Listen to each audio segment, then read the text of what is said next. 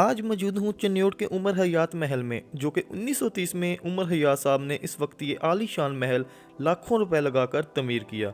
ये उस वक्त के 4 लाख रुपए हों तो आज के 48 करोड़ रुपए बनते हैं। इस महल की खूबसूरती को देखने के लिए हमारी वीडियो को आखिर तक ज़रूर देखिएगा। चन्योट एक कदीमी शहर है जो कि ज़िला जंग की तहसील थी, जो कि बाद अज़ां आबादी के बढ़ जाने से ज़िला का दर्जा ले गई। आज हम लकड़ी के हुस्न से आरास्ता बाज़ारों को बीचों बीच होते हुए उमर हयात महल में पहुंच गए हैं। उमर हयात महल जो कि अब लाइब्रेरी है। आरामदेह, पुरसकून और आलीशान महल आराम के लिए बनाए जाते हैं, जहां इंसान सारी ज़िंदगी सुकून से गुजार सके। मैं आज मौजूद हूँ चन्योट के उमर हयात महल में, जहाँ पर 1930 में 5 मंजिला इमारत, जो कि इस वक्त की सबसे बड़ी इमारत थी, लेकिन अब यहाँ कोई नहीं रहता। इसकी शान शौकत अब भी वैसे ही मौजूद है। तो इसके बारे में जानते हैं मोहम्मद मुश्ताक साहब से। आइए सुनते हैं। अस्सलाम वालेकुम। वालेकुम सलाम जी। कैसे हैं सर? अल्लाह का करम है। आपका नाम? मुश्ताक अहमद। अच्छा, आप इधर क्या करते हैं? निगरान की हैसियत से हूँ। अच्छा, हम फैसलाबाद से आए हैं, तो हमने बड़ी मशहूरी सुनी है उमर हयात का जो ताज महल है, इसके बारे में। वो सुना ये 5 मंजिला इमारत होती थी, तो इसके बारे में हमें थोड़ा सा ब्रीफ इंटरव्यू दीजिएगा। लो जी, ये जो महल है चन्योट के मशहूर ताजर शेख उमर हयात, जो जिनका ख़ानदानी शहर चन्योट था और बिज़नेस कलकत्ता में था उस वक्त। यहाँ पे एक महल्ला कलकत्ती है, उसके सारे रहने वाले चन्योट के शेख कलकत्ता में कारोबार करते थे। उस वक्त गोरे की हुकूमत थी, 2 रुपये यहाँ से ट्रेन का किराया होता था कलकत्ता जाने को, उस दौर की बात है। सो उमर हयात भी वही था जिसका ख़ानदानी शहर चन्योट था और बिज़नेस कलकत्ता में था। उस कमाई दौलत से उसने 14 मरले पर 4 लाख रुपए से 2 बातें की जा रही हैं, 1921 से 30 तक, और दूसरी तारीख दान ये बयान कर रहे हैं कि 1925 से 35 तक बना। गोया 10 साल में 4 लाख में। अगर पहली बात को लें तो उमर हयात इस महल में 5 साल रहे। अगर दूसरी तारीख को लें तो उमर हयात महल बनवाते चल बसे, वो करीब कब्रिस्तान है, वहाँ दफन है। फिर बाप के मर जाने के बाद उसके बेटे की इस महल में धूमधाम से शादी की गई। शहर की पहाड़ियों पर चढ़ के ढोल बजाया गया। कहा गया, जो तारीखदान ही बयान कर रहे हैं, जो ढोल की आवाज़ सुने समझे शादी पे बुलाया गया है, जो पकते हुए खाने का धुआं उठता देखे समझे दावत दी गई है। इतना बड़ा इंतज़ाम था। अल्लाह को ऐसा मंजूर था कि उनका इकलौता बेटा अपनी शादी की अगली सवेर को अपने ही वलीमे वाले दिन ये बाथरूम में नहाने गया। सर्दियों के दिन थे, वहाँ कहीं कोयले की अंगीठी जला रखी थी, वो गैस उस बाथरूम में फैली तो उनके अकलौते बेटे गुलजार की दम घुटने से मौत वाक़या हो गई, गैस के ज़रीले असर से। अब वो अकलौती औलाद थी, उसकी माँ ने कहा जहाँ ज़िंदा नहीं रहे मर के तो रहें, अपने बेटे गुलजार को महल के अंदर ही दफन करवा दिया। उसके 1 साल बाद उनकी माँ भी इसी गम में घुल मरे। उन्हें वसीयत के मुताबिक बेटे के पहलू में दफन कर दिया। ये महल अपने रहने वालों का मज़ार बन गया। जब सभी मालकान वफ़ात पा गए तो इस इमारत में उमर हयात के भाइयों ने यतीम खाना बनवा दिया। माछी बरादरी के चंद ख़ानदान रहे। उनसे फिर 1990 में उस दौर के डिप्टी कमिश्नर मोहम्मद अतर ताहिर, उनके मुआवन डॉक्टर मोहम्मद अमजद साकब साहब, अख़ुवत वाले, इन साहबान को पुरानी तहज़ीब से लगाव था, इल्म दोस्त आदमी थे। उन्होंने इल्म को फ़रोग़ देने के लिए और पुरानी तहज़ीब को, चन्योट की पहचान को कायम रखने के लिए इस इमारत को गवर्नमेंट की तहवील में ले लिया और इसमें 16-17 लाख इब्तदान खर्च किए। इसकी रेनोवेट करवाया, पहली वाली खूबसूरतियों को बहाल किया। इसमें लाइब्रेरी और म्यूज़ियम का क़याम अमल चन्योट की जो तहज़ीब का नुमाइंदा या प्रेजेंटेशन पेश कर रहा है, पुराने सकाफ़त, कल्चर, रहतल बैतल और पुराने वसेब का पता दे रहा है, ऐसा म्यूज़ियम कायम किया गया। लाइब्रेरी का क़याम अमल में लाया गया। अब ये शहर चन्योट की पब्लिक लाइब्रेरी भी है और सैर की जगह भी है। यूँ ये अब इसके इदारे की ये हैसियत है। टोटल कितने कमरे हैं?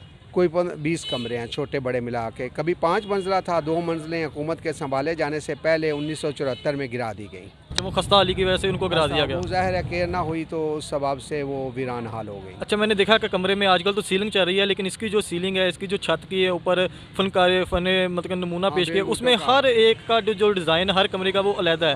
और अब तो मतलब कि जो प्लास्टर पेरिस है, तो उस ये किस चीज़ से बनाई गई है? ये ज़्यादा मट्टी, चूना, दाल माश, गुड़ का शीरा, पटसन, बान, चावल का आटा, ऐसा वो चक्कियों में पी, ये उस वक्त का गारा है। उसी से लिपाई हुई, उसी से चुनाई हुई, उसी के वो मुनक्कश बेल बूटों वाली टाइलें बनी हैं।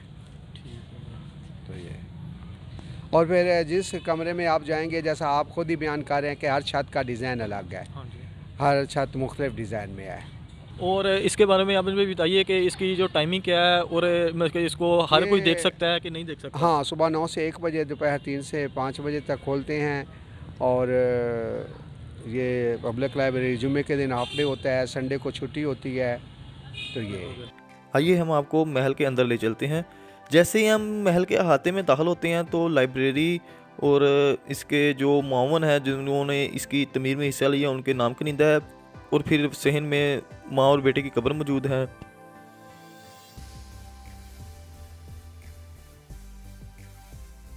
सहन में चारों तरफ में कमरे मौजूद हैं जिनके ऊपर बहुत ही खूबसूरत अंदाज से बेल बूटे डाले गए हैं।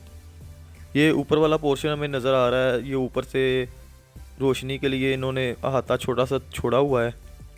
एक तरफ लकड़ी के दरवाजे जबकि दूसरी तरफ शीशे के लगाए गए हैं।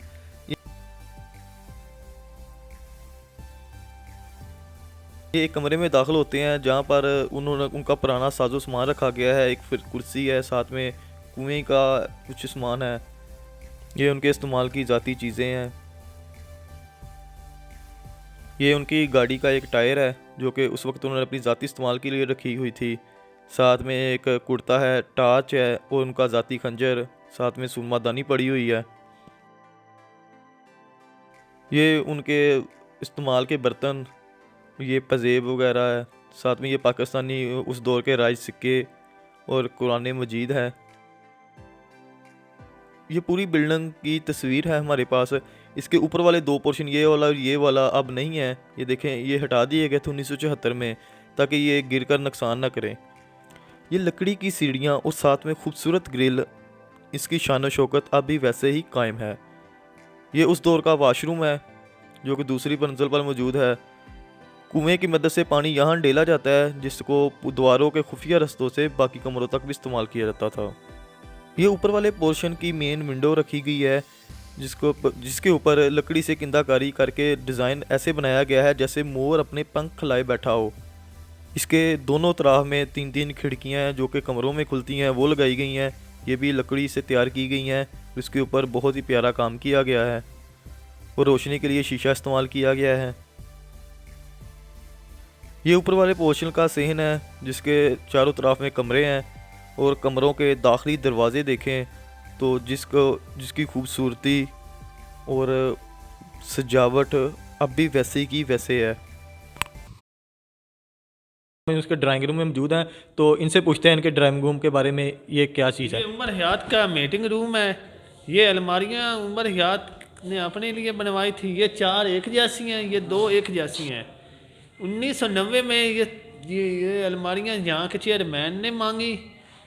माछी और यतीम खानों वालों ने इनकार कर दिया और ये हुकूमत को महल मिल गया चेयरमैन की दरखास्त से। ये अब लाइब्रेरी भी है और सैल की जगह भी है। ये छत का डिज़ाइन देखो, ठीक है। हाँ जी, ठीक है। वो उमर याद की बैठक है। आइए हम उधर चलते हैं।